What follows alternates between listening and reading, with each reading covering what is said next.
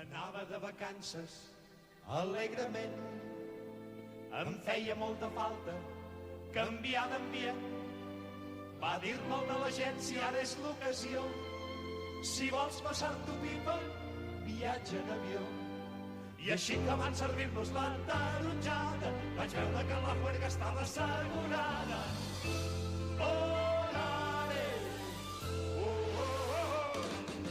Hi havia camuflats a l'aeropla 14 terroristes de l'Orient Mitjà, vestits de pastorets i amb un fusell, i el cap embolicat amb mocadors de parcell.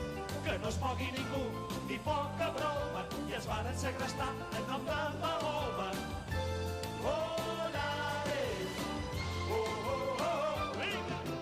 Puja l'avió, puja l'avió, puja l'avió, puja l'avió. I anant amunt i avall vàrem recórrer de gorra la Seca i la Meca i la vall d'Andorra.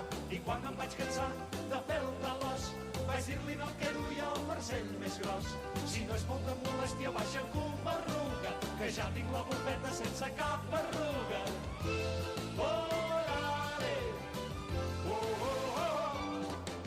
Llavors ens va anunciar un segrestador que entrava la Creu Roja dintre l'avió.